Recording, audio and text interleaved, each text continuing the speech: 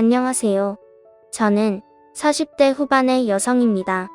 얼마 전 친구가 이 채널을 알려줘서 잠깐 들어왔는데 너무 재밌어서 모든 영상을 정주행하게 되었어요.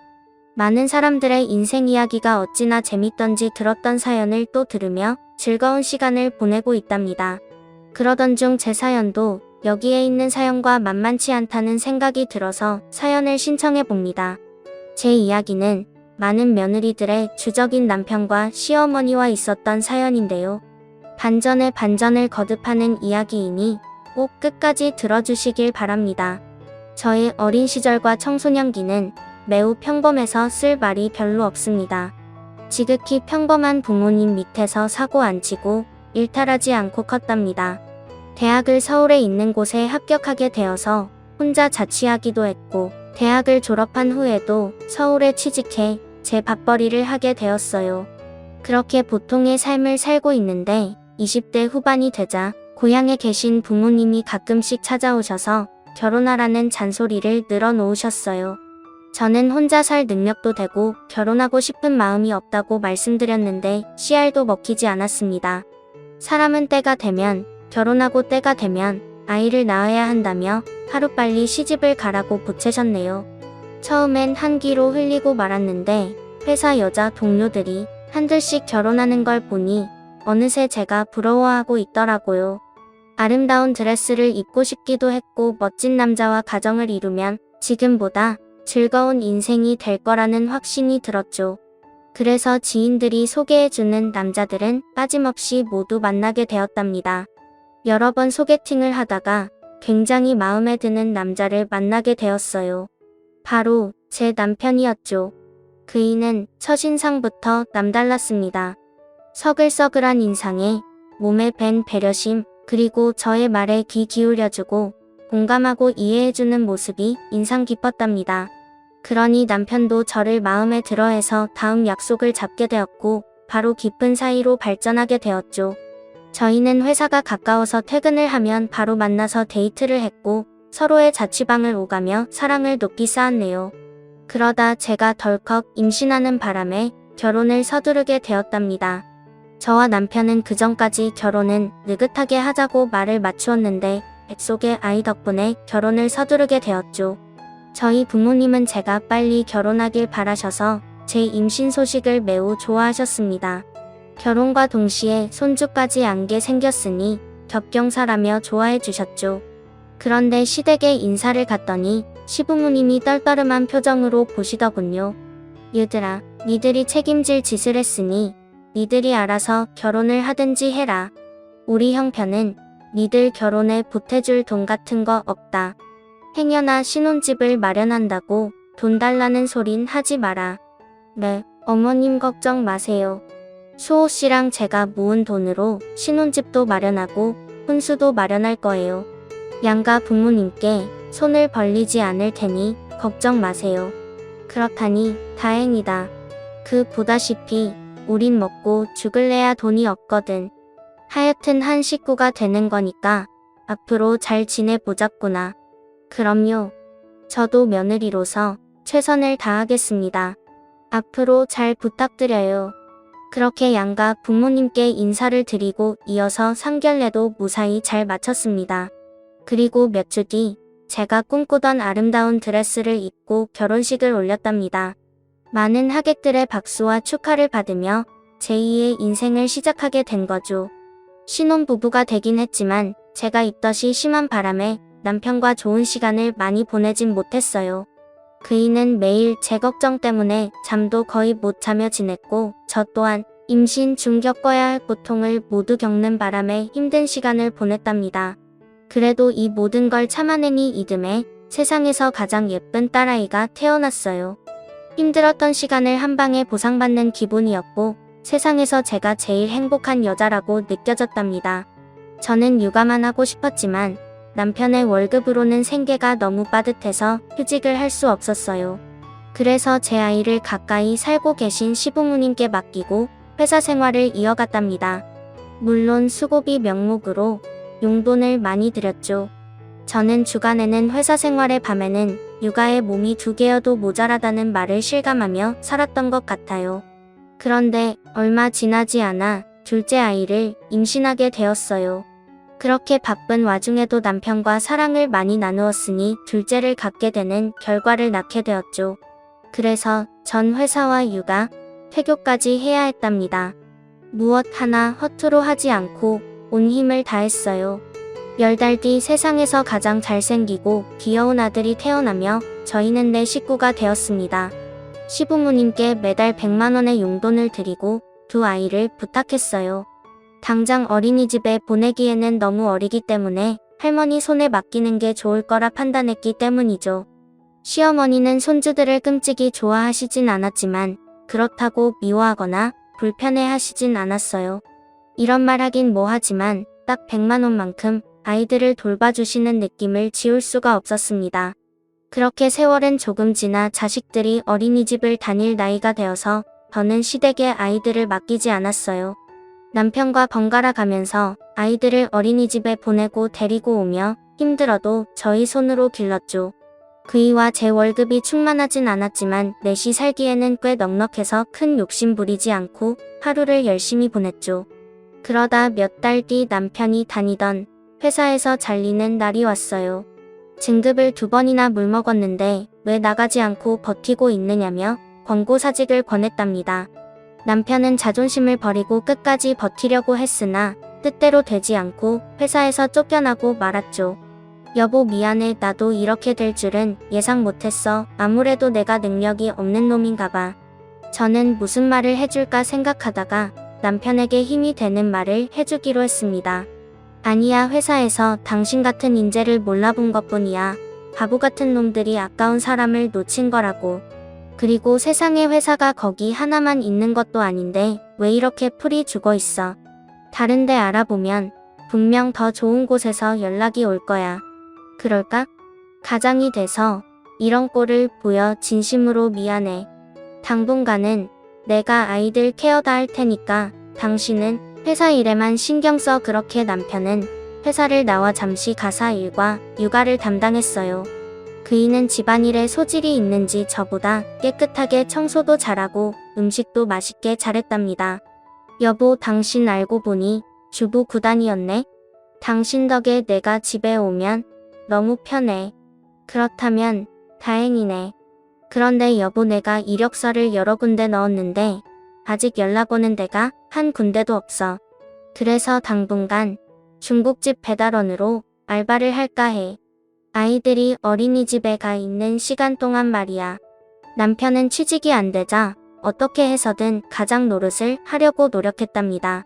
그래서 다음 날부터 그이는 중국집 배달원으로 6시간씩 일하며 아이들을 돌봐주었어요. 비록 많은 돈을 벌진 못했지만 열심히 사는 모습을 보고 별다른 잔소리를 하진 않았습니다. 그런데 남편의 일이 자꾸 꼬이려는 건지 이번에는 배달일을 하다가 넘어지는 사고를 당했어요. 몸은 크게 다치지 않았는데 중국집 오토바이는 완전히 망가져서 수리가 안 된다고 했죠. 그래서 남편은 중국집에서도 잘려 다시 백수가 되었답니다. 육아와 살림을 하는 걸 6개월이 넘도록 보니 저도 심적으로 힘들어지더군요. 여보, 당신이 열심히 알아보고 있는 건 알겠는데 6개월이 넘도록 백수로 지내는 건 아닌 것 같아. 이제 그만 직장 좀 다녀야겠어. 나도 알아. 그런데 아무도 불러주지 않는 걸 어떡해. 나도 번듯한 회사 다니면서 우리 식구에게 부끄럽지 않은 가장이 되고 싶다고. 좋은 회사 취직이 안 되면 힘든 직업이라도 알아봐. 뉴스만 봐도 일손이 부족한 공장이나 중소기업이 널렸다고 하잖아. 그러니까 눈높이를 낮춰서 빨리 취직해라. 아이들은 이제부터 내가 케어할 테니까 신경 쓰지 말고. 저는 남편을 벼랑 끝으로 몰듯 말해주었습니다. 그러자 남편은 화가 난 채로 방에 들어갔고 며칠 동안 저와 대화를 하지 않았답니다. 그리고 보름 뒤 그이가 정신을 차렸는지 일을 다니기 시작했어요. 제가 힘든 일이라도 하라 했더니 막노동을 나가겠다고 하더군요. 일당이 꽤 쏠쏠하다 하니까 당신보다 잘 벌 거야. 그거 너무 힘든 일 아니야? 다른 일도 많은데 하필 막노동을 선택했어. 이왕이면 돈 많이 주는 대로 가는 게 나을 것 같아서. 그래야 당신이 바가지 긁는 소리를 안 할 거 아니야. 뭐, 누가 들으면 내가 허구한 날 잔소리를 한 줄 알겠네? 6개월 동안 참다 한 소리 했더니 그게 그렇게 기분 나빠서 남자 자존심을 깔아뭉기는 소리를 하니까 화가 나지. 나도 내가 한심한 거 아는데 당신이 그걸 복귀시키니까 열받은 거라고. 당신 이 집 가장 아니야? 언제까지 그런 알량한 자존심을 내세울 거야? 됐다. 당신한테는 무슨 말을 못하겠다. 그이는 인상을 찌푸리며 더 이상의 대화를 하기 싫다며 방으로 들어가 버렸어요. 이튿날 이른 새벽에 공사장으로 출근하는 뒷모습을 보는데 인사도 없이 나가서 화가 나기도 했고 불쌍해 보이기도 했습니다. 몇 달 동안 성실하게 일한 남편은 생활비로 많은 돈을 보태주었어요. 그제야 저는 안도의 한숨이 푹 하고 흘러나왔습니다. 당신 일은 할만해? 힘들지 않아. 이렇게 생활비를 주는 건 고맙긴 한데 지금이라도 월급은 적더라도 안정적인 곳에 취직하는 게 어떨까? 응. 여보, 내가 노가다를 하면서 여러 생각을 해봤는데 아무래도 나 사업을 해보는 게 어떨까 해. 갑자기 사업이라니? 그게 무슨 말이야? 그 노가다를 뛰면서 알게 됐는데 그 공사장에 들어가는 자재들이 있잖아. 그거 유통해주는 사장들이 여럿인데 돈을 많이 남겨먹더라고. 그 사장들하고 친해져서 대화 좀 해봤는데 자본이 그렇게 많이 필요한 것도 아니래. 처음 1억 정도만 가지고 시작하면 금세 돈을 불린다잖아. 그리고 생각해봐. 우리나라는 공사가 끝없이 이뤄지니까 망할래야 망할 수가 없다고. 어때? 내 생각이 당신도 동의하지? 여보, 아무리 소자본으로 시작한다 해도 돈이 필요한 건 맞잖아. 우리한테 1억이 어디 있다고 그런 소리를 해. 다른 사람들도 그렇게 남는 장사가 있는 걸 알면서도 다들 자기 자리에서 열심히 일하고 산다고. 또 우리가 지금 돈을 써가면서 사업을 할 형편이 아니란 건 당신도 알잖아. 그래, 나도 알지. 그런데 멀리 보면 우리 네 식구가 더 잘 살 수 있는 기회라고. 나무를 보지 말고 숲을 보라는 말 몰라? 난 숲을 보고 있는 거라고. 아휴, 정말 당신 말이 맞다고 쳐. 그런데 돈을 어디서 구해? 우리 집은 이미 대출이 껴있어서 추가 대출이 안 된단 말이야. 그래서 말인데 장인 장모님한테 돈 좀 빌리면 안 될까? 우리 부모님한테 돈을 빌리자고? 여보, 우리 부모님은 가진 거 없어. 얼마 안 되는 노후 자금이 전부라고. 에이, 왜 그래? 내가 들은 게 있는데 장인어른 퇴직금하고 주식으로 재미 좀 보셨다며? 1억 정도는 투자하실 형편 되시잖아. 여보, 딱 1억만 빌리도록 하자. 내가 그 돈 6개월? 아니 3개월 안에 다 갚아드릴게. 이자까지 팍팍 쳐서 말이야. 안 돼. 그게 전 재산인데 그 돈을 당신 사업 자금으로 빌려달라고? 나중에 잘못되면 그때는 어떻게 할 건데? 절대 잘못될 일이 없다니까. 내가 다 알아보고 하는 소리라고 몇 번을 말해. 시끄러워. 사업은 무조건 안 돼. 계속 막노동을 하든지 다른 일자리를 알아보든지 그건 당신이 알아서 할 일이지만 친정 부모님 주머니 털어가는 건 절대 용납 못해. 아이, 진짜 치사하고 더럽게 왜 그러냐. 내가 나 혼자 잘 살자고 이러는 게 아닌데 꼭 말을 그따위로 해야겠어? 아이, 그래. 안 한다. 안 해. 당신한테 더 굽실거리느니 절호의 기회를 눈앞에서 놓치고 말지. 그이는 화를 내고 자리에서 일어났습니다. 그리고 또 며칠 동안 무건수행을 하며 지냈죠. 한동안 남편은 막노동 일을 쉬지 않고 해서 피부가 새까맣게 탄 데다 볼살이 쏙 들어갔어요. 누가 봐도 고생하는 가장의 표본이라 해도 될 만큼 열심히 일했답니다. 그런 남편의 모습을 몇 개월 더 지켜보니 그이의 소원을 들어줘야겠다는 쪽으로 마음이 점점 기울어졌습니다. 여보, 요즘 힘들지? 생각해봤는데 당신 사업하는 거 괜찮을 것 같아. 그런데 당신 진짜 자신 있는 거야? 여보. 나 진짜 자신 있어. 백방으로 뛰어다니면서 열심히 할게. 그렇게 하고 싶었냐? 내가 부모님 찾아가서 여쭤볼게. 그렇다고 너무 기대하지 말고. 알겠어. 장인 장모님이 지원해 주시지 않으시면 과감하게 마음을 접도록 할게. 그래서 주말에 고향을 찾아가 친정 부모님께 아쉬운 소리를 하고 말았습니다. 부모님은 제가 잘 살기 위해 필요한 돈이라며 쉽게 빌려주셨어요. 이튿날 남편은 바로 막노동 일을 그만두고 저에게 받은 1억으로 중고 트럭을 한 대 사고 건축물 자재를 사서 납품하기 시작했어요. 그런데 남편의 말처럼 일이 술술 풀리는 덕에 첫 달부터 매출이 좋았답니다. 그이는 어깨가 전보다 쩍 펴졌고 자신감과 자존감이 동시에 올라가서 보기 좋은 모습으로 지내게 되었어요. 하지만 그런 시간은 정확히 3개월 후에 끝이 나고 말았습니다. 대량의 건축 자재를 주문받게 된 남편은 제가 준 사업 자금을 모두 털어서 자재를 마련해 공사장에 납품을 했어요. 그런데 며칠 지나지 않아 그 공사장 앞에 공사 중지라는 안내문구가 붙어 있었답니다. 재개발을 하던 중 업자가 돈을 들고 튄 경우에 이런 상황이 많다고 하더라고요.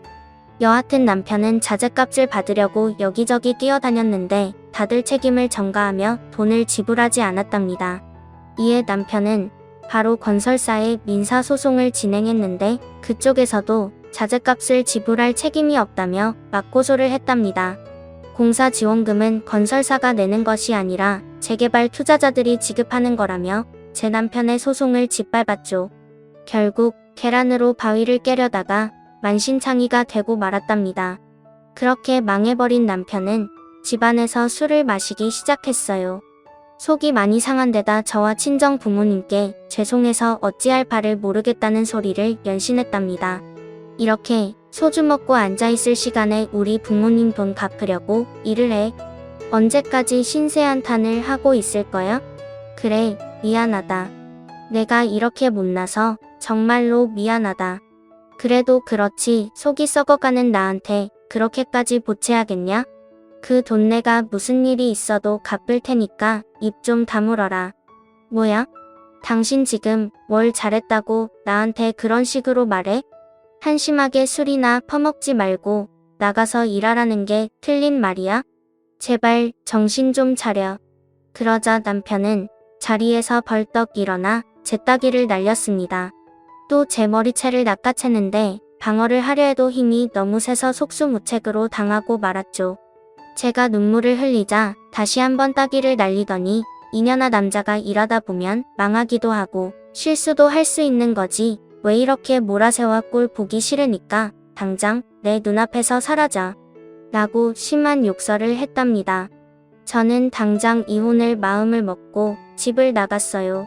술에 찌든 남편이 손찌검까지 하니 갈 때까지 갔구나 싶어서 아이들을 데리고 친정 부모님 댁으로 찾아갔답니다. 저는 전후 사정을 말하고 남편과 정리를 하고 돌아오겠다고 전하며 아이들을 부탁했어요. 남편에게 이혼 이야기를 했더니 얼마든지 해주겠다고 하더군요. 대신 줄 게 하나도 없으니 위자료 따위는 기대하지 말라고 했답니다. 진명이는 제 것이라서 이혼하면 팔아서 챙기면 가능했지만 남편이 빌린 1억은 어떻게 받아내야 할지 미지수였죠. 1억 갚으라고? 나 참 더러워서. 알았어. 언제가 됐든 갚을 테니까 당장 나가. 아니, 확실히 정리해야 이혼을 하든지 말든지 하지. 이렇게 나오면 이혼 소송까지 갈 거야. 아, 그렇게까지 머리를 굴리셨구나. 이혼 소송에서 위자료를 왕창 받아내려고. 그럼 너 하고 싶은 대로 해. 나는 파산해버리면 그만이니까. 피곤한 건 너뿐이야. 알아서 해라. 그이는 정말 막무가내였습니다. 위자료를 줄 형편이 안 되니 파산 신청해버리고 말겠다는데 거기서 제가 무슨 말을 더 하겠어요. 그래서 시댁으로 찾아가서 전후 사정을 설명하고 이혼하겠다고 일렀습니다. 어머님, 애들 아빠가 저희 친정 부모님 노후 자금 1억을 빌려갔어요. 그런데 아시다시피 사업은 쫄딱 망했고요. 그래서 그 돈을 두 분이 해결해 주셨으면 좋겠습니다. 애미야, 내 아들이 혼자 잘 먹고 잘 살려고 사업을 한 것도 아닌데 이제 와서 이혼을 하겠다고? 게다가 그 돈을 우리한테 달라는 게 말이나 되니? 어쩜 너는 이렇게 냉정할 수가 있니? 어머님, 저 애들 아빠한테 맞았어요. 따귀도 맞고 머리채도 잡혔다고요. 진단서 다 끊어놓아서 형사 고소를 할까 고민 중이라고요. 애미야, 오죽하면 내 아들이 너한테 손찌검을 했겠느냐? 내가 얼마나 잡아먹을 듯이 잔소리를 해댔으면 착한 내 아들이 그런 짓을 했겠어? 모든 건 인과응보야. 내가 남편을 개무시하고 하찮게 여기니 그 꼴을 당한 거라고. 시어머니는 완벽한 남편 편이었습니다. 옆에 있던 시아버지는 아무 말도 하지 않고 텔레비전만 보고 있었네요. 두 분이 계속 저를 무시하고 계시는데 저 정말 그 돈 못 받으면 가만히 있지 않을 겁니다. 애들 아빠 감옥에 넣어버리고 청와대에 편지도 보낼 거라고요? 아이고, 무서워라. 그래, 한번 해봐라. 남편이 마누라 몇 대 때렸다고 감옥 가는 게 가능할 것 같니? 그리고 청와대에서 할 일이 그렇게 없는 줄 알아? 내 편지를 읽고 널 도와주면 내 열 손가락에 창을 지지겠다. 끝까지 배째라고 나오는 시부모님은 아예 저를 병풍 취급을 하고 밥을 차려 먹더군요. 너 거지냐? 왜 남 밥 먹는 걸 구경하고 있어? 너도 내 친정 가서 밥이나 처먹어. 제 얘기 뭘로 들으셨어요? 전 우리 부모님 돈을 받기 전까지는 여기서 한 발자국도 못 나갑니다. 그러자 듣다 못한 시아버지가 숟가락을 던지셨습니다. 아이코, 년. 어지간히 떽떽거리네. 내 아들이 좋다고 결혼할 때는 언제고 사업 좀 말아먹고 따기 몇 대 맞았다고 우릴 찾아와서 돈 달라고 승질을 내냐. 이년아 모든 건 쌍방이야. 사업이 망한 것도 내 탓이 있고 내가 처맞은 것도 내 탓이라고. 이래서 집안에 계집이 잘 들어와야 한다는 소리가 있는 거지. 나 밥 먹는 동안 주둥아리 놀리면 가만두지 않을 거야. 들었지? 내가 여기서 버틴다고 내 뜻대로 되는 건 하나도 없어. 그러더니 두 사람은 밥을 아주 맛있게 먹었답니다. 저는 시부모님의 식사가 끝나자마자 다시 말문을 열었어요. 아버님, 어머님 두 분 말씀대로 저와 남편이 좋아서 결혼한 게 맞아요. 저도 평생 행복할 줄 알았습니다. 그런데 지금 남편의 모습은 정상이 아니에요. 애들이랑 계속 같이 살다간 무슨 일이 벌어질지도 모른다고요. 제가 이혼 소송을 해서 위자료를 받겠다는 것도 아니고 저희 부모님 돈을 돌려받겠다는 건데 그 정도도 못 해주시나요? 두 분 아들이 저지른 짓이니 책임을 질 의무가 있잖아요. 저는 매우 침착하고 이성적으로 말했습니다. 그러자 시아버지가 긴 한숨을 내쉬더니 여보, 그 서랍에 땅 문서 가져와봐. 그거라도 줘서 내보내야겠어. 빨리 이 거머리 같은 년을 쫓아내 버리자고. 라며 숨겨진 재산을 공개하더군요. 그럽시다. 어차피 우리는 먹고 죽을래야 돈 한 푼 없으니 땅 문서라도 내주고 정리합시다. 애미야, 이거 받아라. 이게 우리가 가진 유일한 재산이다. 이거나 먹고 떨어져라. 어머님, 이런 큰 재산이 있으면서 왜 그동안 숨겨오신 거예요? 큰 재산 그래? 너 그거 다 가져라. 그거 평당 10,000원 하는 황무지 땅이다. 100평을 가지고 있는데 100만 원밖에 안 되는 쓰레기 재산이다. 네? 그럼 저더러 100만 원을 받고 나가라고요? 해도 너무하세요. 아, 글쎄 우리가 가진 건 그게 전부야. 이 집도 전세라서 팔아봐야 얼마 나오지도 않아. 너 설마 전세금까지 빨아먹고 우리가 이 집에서 나가서 노숙이라도 해야 속이 시원하겠냐? 저는 할 말을 잃었습니다. 남편은 파산하겠다고 으르렁대지. 시부모님은 똥땅 문서 한 장 던져주고 배째라고 하지. 정말이지. 지옥 같은 순간이었네요. 결국 저는 100만 원짜리 똥땅 문서를 받는 것으로 끝을 내기로 했습니다. 더 파봐야 나올 게 10원 한 장 없었으니 제가 포기하는 게 빠르겠다 싶었죠. 그래서 부동산을 찾아가 땅 문서를 제 앞으로 돌렸어요. 애미야, 나중에 땅값이 오를 수도 있으니까 너무 아쉬워 말아라. 그런데 그 땅이 오를 일이 있을지 모르겠다. 내가 네 시아버지랑 50년 가까이 살았는데 그 땅의 가격은 계속 내려가기만 했어. 어쨌든 이걸로 너와의 거래는 끝난 거다. 앞으로는 우릴 찾아오지 말아라. 저는 화가 치솟았지만 꼭 참고 제 갈 길을 갔습니다. 남편과 합의 이혼서를 제출하고 집을 팔아서 고향으로 돌아갔어요. 제 아이들은 도시보다 시골 생활이 좋았는지 친정에서 계속 살면 안 되냐고 묻더군요. 친정 부모님 역시 손주들을 매일 보면 좋겠다고 말씀하셨고요. 저야 부모님이 아이들을 봐주시면 그 시간에 마음 편히 일할 수 있을 것 같아 시골에서 지내기로 했답니다. 한 가지 걱정되는 게 있다면 시골에서 제가 일할 자리가 있는가였습니다. 저는 작은 회사 3군데에 지원서를 넣고 기다렸는데 며칠 뒤 3군데 모두 저를 채용하겠다고 연락을 주었어요. 그래서 연봉이 가장 좋은 곳을 선택해 직장 생활을 다시 시작했고 시골 생활에 금세 적응했답니다. 1년이라는 세월이 흐르며 아이들이 조금 더 컸고 부모님은 주름살이 더 늘어나셨어요. 식구들의 모습을 보니 제가 더 열심히 일해야겠다는 생각밖에 들지 않았습니다.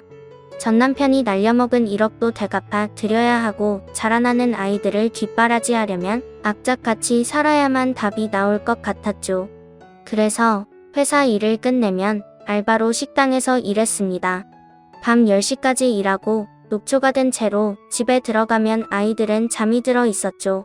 많은 가장들이 자식들 크는 걸 자고 있는 모습을 보고 느낀다던데 제가 그 느낌이 뭔지 새삼 깨달았답니다.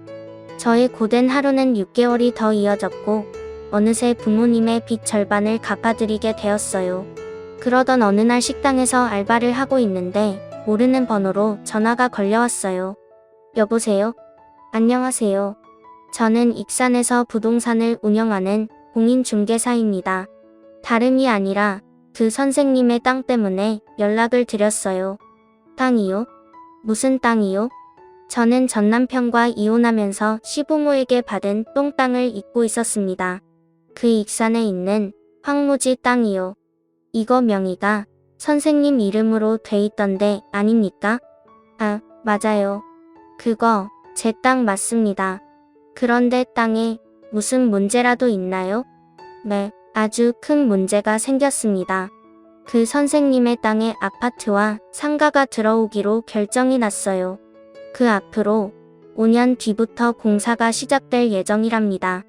그래서 많은 투자자들이 찾아와서 여기 땅들을 사들이고 있어요. 그 다른 땅 주인들은 다들 땅을 팔았는데 그 마지막으로 선생님만 남으셨습니다. 저는 찌릿한 기분을 느꼈습니다. 뭔가 잘 될 것 같은 예감이 들었죠. 제 땅을 사겠다면 얼마에 산다는 거죠? 평당 2천만 원이요. 그 선생님이 가지신 땅이 100평이니까 20억을 받을 수 있겠네요. 이 금액을 주겠다는 투자자가 빠른 계약을 원하고 있어요. 선생님, 그 조언을 해드리자면 빨리 팔아버리시는 게 이득입니다. 그 공사라는 게 시작한다고 해도 언제 될지 모르니 그 땅값이 오르락 내리락 할 겁니다. 저는 너무 신이 나서 식당 밖으로 뛰쳐나가 소리를 질렀습니다. 야, 이게 웬 떡이야? 2억도 아닌 20억이라니. 사장님, 정말 제 땅이 20억이 됐다는 거죠? 무려 2000배가 오른 게 사실이냐고요? 하하, 맞습니다. 선생님, 축하드려요. 여기 황무지 땅들은 작년까지만 해도 헐값으로 거래가 됐는데 그 올해 시청에서 공고가 내려오면서 대박이 터졌죠. 선생님, 땅을 파시려면 직접 오셔야 하는데 언제가 좋으시겠습니까? 매입하시겠다는 분은 언제라도 좋으시답니다. 이렇게 좋은 기회를 놓치지 않으려면 내일 당장 가야죠. 어차피 제 집에서 그리 멀지도 않으니까 바로 가겠습니다. 네, 그럼 내일 뵙겠습니다. 선생님, 그리고 다시 한번 축하드립니다. 전화를 끊자마자 다시 쾌재를 불렀고 춤까지 절로 나와서 덩실덩실거리며 식당 근처를 한 바퀴 돌았답니다. 그렇게 퇴근을 하고 친정으로 돌아가 부모님께 이 사실을 바로 알려드렸습니다. 그랬더니 부모님은 눈이 휘둥그레지며 말씀하셨어요. 그게 정말이야? 내 시부모가 넘겨줬던 뽕땅이 개발이 된다고 무려 2000배가 올랐단 말이냐? 그렇다니까. 엄마. 자그마치 20억이야. 그런데 며느라, 내가 가진 땅이 내가 평생을 가지고 있던 땅이라는 건 알지? 그래서 하는 말인데 사람은 말이야 욕심을 과하게 부려서는 안 돼. 원래 주인이었던 나에게 절반은 나눠주면 안 되겠냐? 네, 안 돼요. 세 사람이 아무리 여기서 애원하고 발악해도 전 10원 한 장도 드릴 수 없습니다. 그렇게 억울하면 고소라도 해보세요. 제 명의 땅을 아버님 땅이라고 우기면서 판사님한테 애걸복걸 해보라고요. 앵이야, 그럼 절반이 아닌 절반의 반, 딱 5억만 주면 안 되겠냐?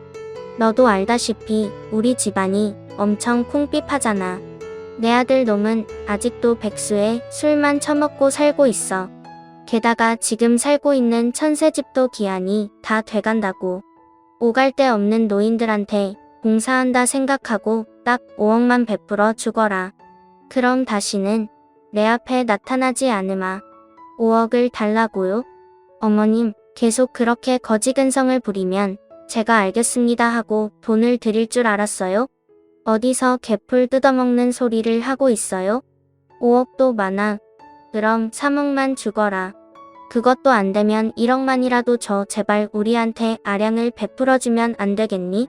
저는 고개를 가로저으며 확실한 의사를 전했습니다.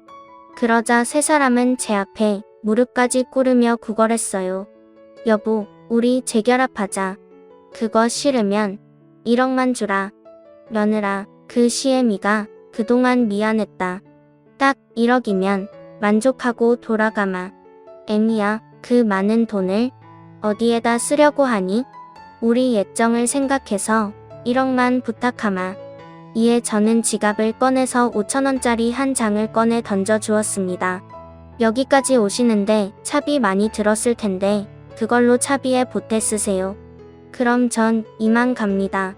제 말이 끝나기 무섭게 시댁 식구들이 벌떡 일어나 저에게 해코지를 하려고 달려들었습니다. 그때 부동산 사장님과 제 땅을 매입한 분이 뜯어말려서 겨우 피할 수 있었어요. 모든 게 물거품이 된 걸 알게 된 식구들은 황무지 땅에 주저앉았습니다. 그리고 꼬마애가 장난감 사달라고 조를 때처럼 발버둥을 마구마구 치더라고요. 그 모습이 어찌나 웃기던지 동영상으로 찍어 놓았답니다. 그렇게 시댁 식구와의 마지막 만남을 뒤로하고 친정으로 돌아가 20억이 찍힌 통장을 부모님께 보여드렸어요. 엄청 기뻐하시며 저에게 축하의 말을 전하셨고 엄마가 미리 준비해 두신 케이크와 고기로 조촐한 파티를 열었답니다. 그리고 며칠 뒤 20억을 어떻게 쓸까 궁리하던 저는 가장 먼저 부모님께 단독주택을 마련해 드렸어요.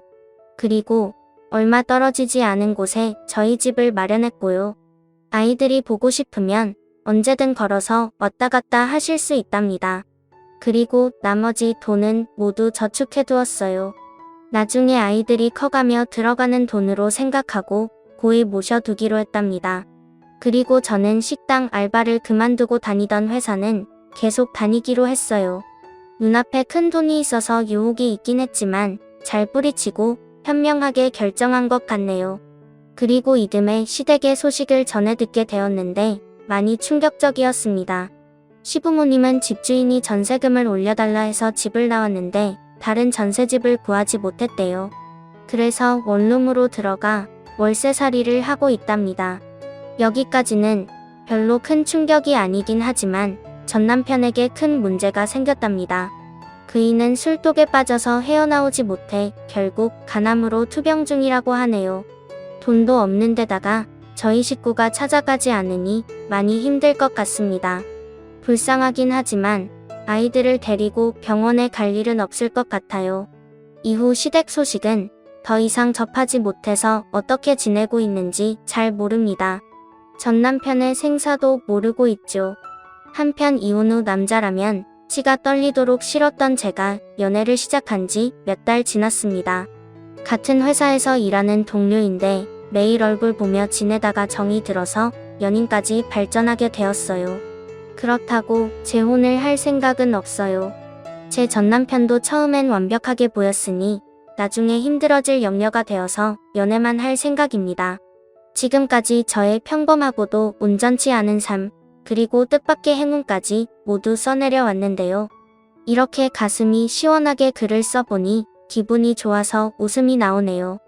요즘 경기가 안 좋아서 힘든 분들이 참 많은데 저를 보고 힘을 내셨으면 좋겠습니다. 행운은 언젠가 당신을 찾아갈 테니 꼭 열심히 버티세요. 그럼 여기서 인사드리고 물러가겠습니다. 모두 안녕히 계세요. 감사합니다.